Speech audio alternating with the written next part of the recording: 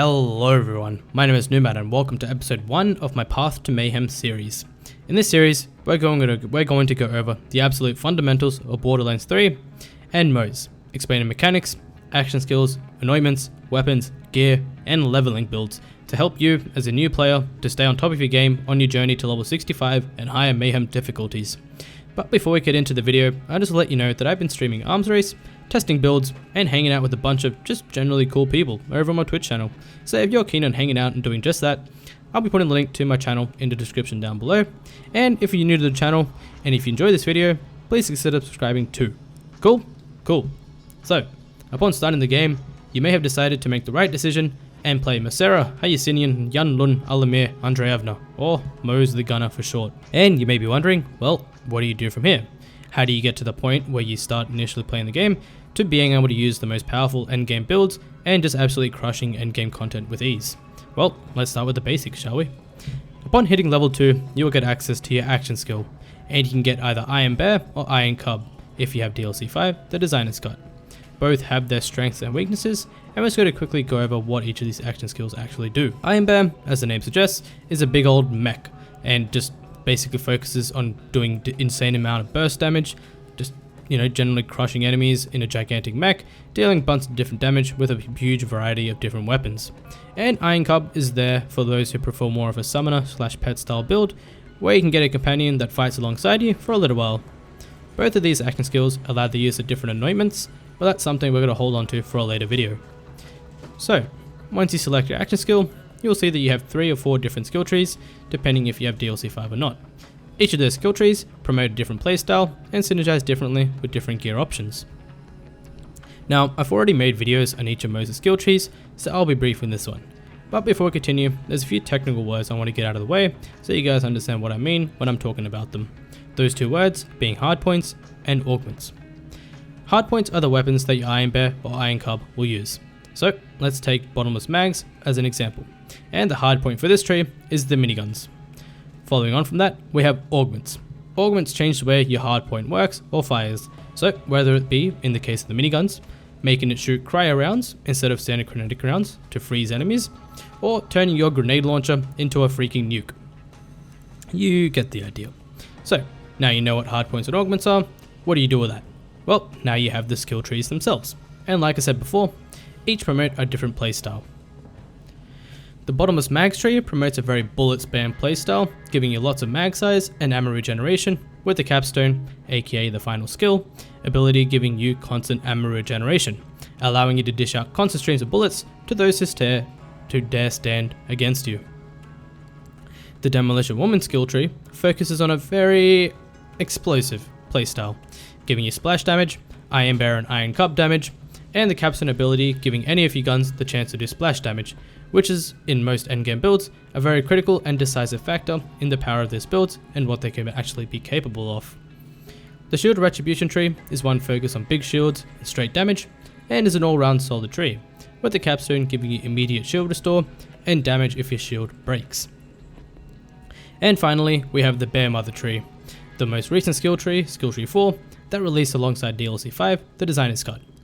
This skill tree focuses all around status effect and damage, and action skill uptime, with the Capstone enabling Iron Bear and Iron Cub to last a crazy long time on the battlefield. So, those are the trees, and now I'm sure you're wondering which tree is the best to start with.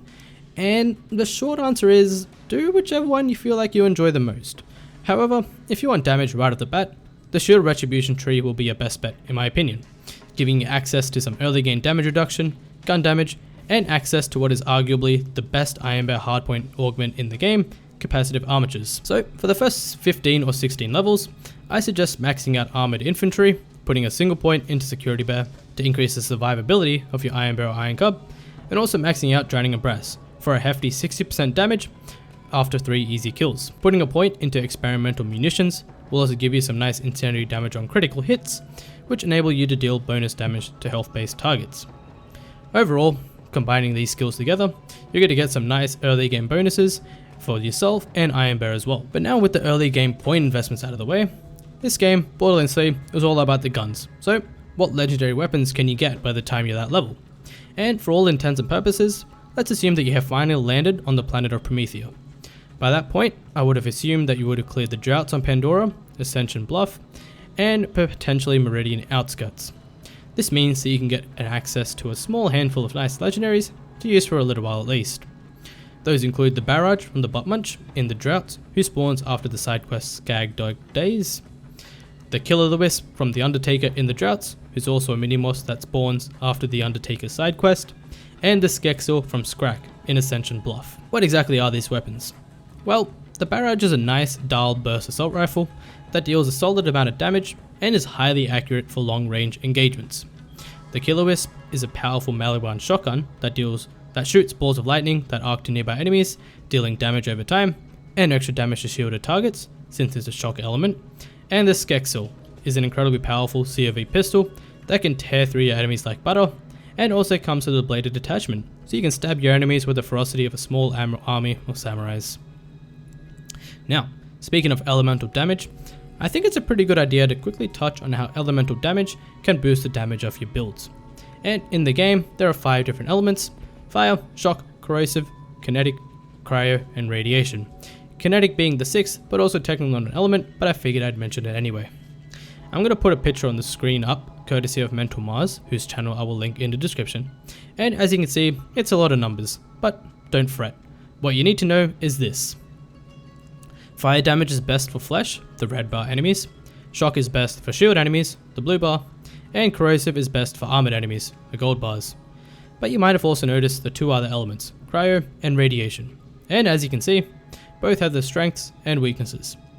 Cryo will slow down enemies and increase your melee damage to the frozen targets, and radiation will spread to enemies, and enemies that are currently irradiated will explode, spreading that radiation damage to nearby enemies, making it a very nice element to use when fighting clusters of different enemies. So for early game, fire weapons will be your best bet, but once you get your hands on radiation weapons, you'll be right as rain. Until you start fighting enemies with armor bars, of course, but that's a problem for another day, and a problem we'll cover off in a separate video. But for now, I think it's a nice place to wrap it up.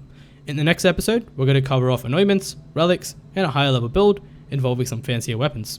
Until then though, I hope you guys enjoyed this video, take care of yourselves, and I'll see you guys in the next one. See ya! Is lasagna a salad? Yeah? Yeah. Lasagna is nothing but just a layered salad.